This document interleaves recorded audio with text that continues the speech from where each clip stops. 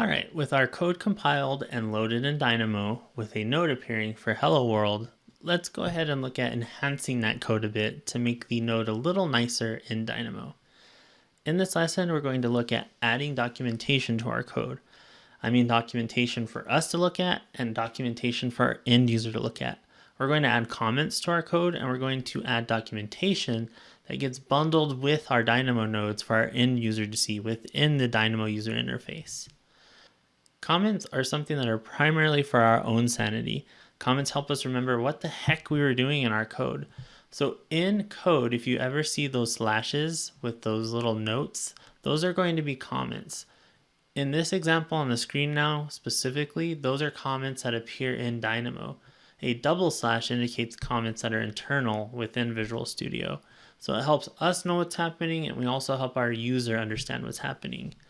In the case of adding documentation for our user, that is through an XML documentation file. So you will see that little checkbox XML documentation file, and with that we do have documentation on our node. So we'll look at adding those to our Hello World node now. That in mind, let's go ahead and hop right back into our Visual Studio solution within Visual Studio. All right, so here we are in Visual Studio. If we have Dynamo open, go ahead and close it. That way we can compile our code once again. And all we have is our public static string hello world, which is our first node. In the case of leaving documentation for us to know what we're doing, if we kind of come in here and hit enter, we can add a // it will turn green, and then we'll say this hides the overall class as a node.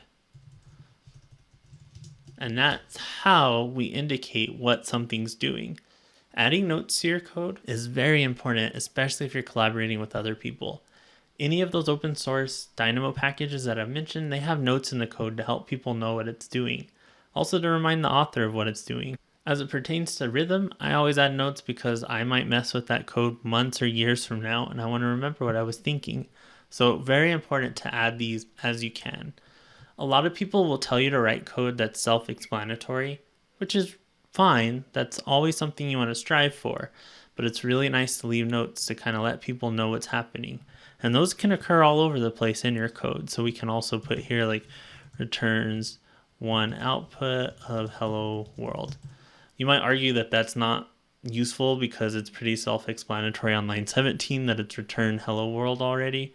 So kind of use it with caution.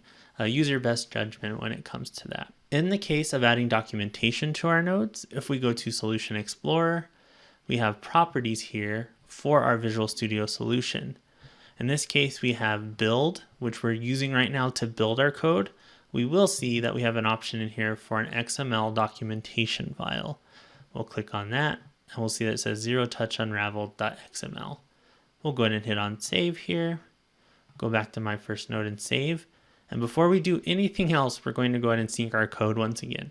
Trying to be a stickler for that, sync as often as you can as you make changes that might impact your code. That way you have all those snapshots. There's no limit to how many times you can sync, so you might as well do it as often as you can. So in this case, we're going to go in and say enabled XML doc file. We'll see that that's syncing. That's now on GitHub on the cloud for us to be able to revisit if we need to. We will see now in Visual Studio we have little green squiggly lines under our code. That's telling us that there's not an error per se, it's just a prompt from Visual Studio. And the prompt saying that we're missing an XML comment for a publicly visible type or member. In this case, our class is public up here, but we make it private later. So the compiler is not really recognizing that we did make it private. So in order to get rid of that green squiggly, we're just going to go ahead and go above that line, and we're going to type 3 slashes. What that does is it's getting rid of that green squiggly now because we're summarizing this class to get added to our XML documentation file. But what we'll just do is wrapper class for my first node. If you were interacting with Revit walls, for example, you would type wrapper class for walls and so on. This isn't used anywhere. We mostly type line 9 through 11 just to kind of tell Visual Studio to leave us alone when it comes to that class that's public.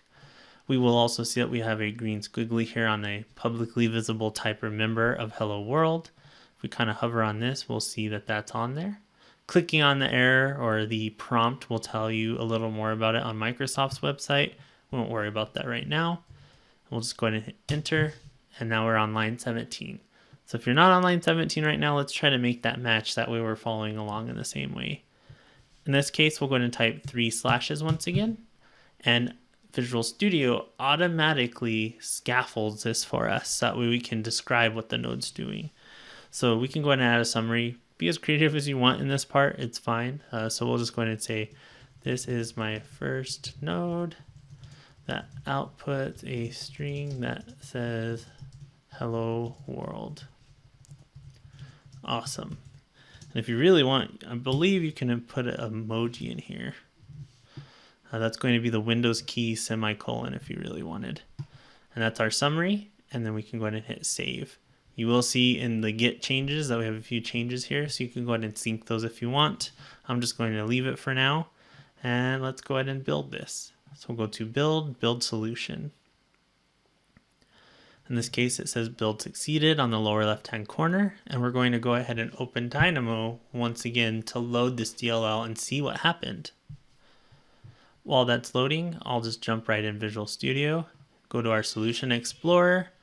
I'll right-click on my solution once again, and we will say Open Folder in File Explorer, go to Bin, Debug, and we will see that we now have a third file in this debug folder. That is our documentation XML file. This is what's now getting built along with our DLL because we enabled it with that checkbox. Back in Dynamo, we'll click on Launch Dynamo, and then we'll click on New for a new blank graph. Zero touch unraveled, my first node, hello world. If you hover on this node, you should start to see that it has a description now. So you'll see it says description, this is my first node that outputs a string that says hello world. Awesome, and then a smiley face emoji. So if you use emoji, it should show up in that dialog. That carries through most things in Dynamo, and the hotkey for that's Windows and semicolon to get a little keyboard that will actually show you the emojis. So that's my little emoji keyboard. Kind of fun. If you didn't know about that, now you do. We will see that I renamed my node, so that's kind of weird. You'll also notice that our output is still called string at this point, but back in Visual Studio, we have this return section on line 20. What does that do? In this case, let's go ahead and mess with this real quick.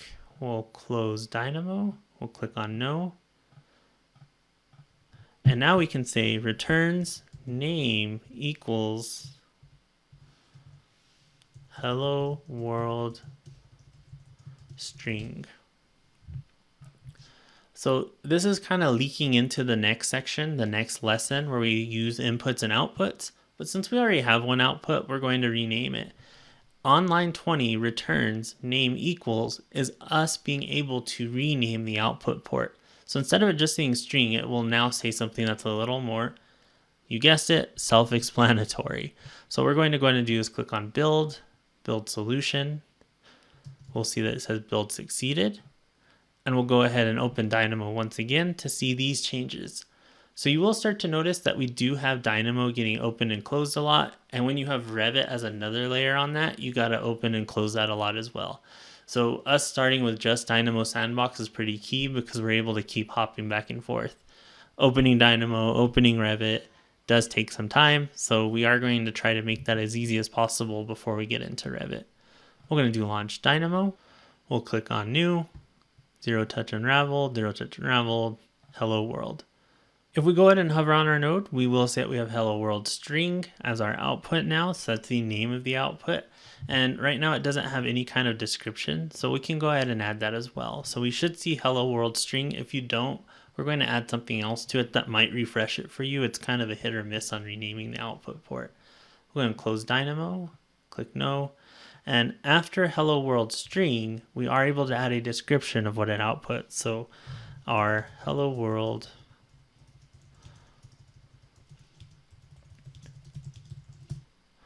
so simple description, but that's a description of what the output port does at this time.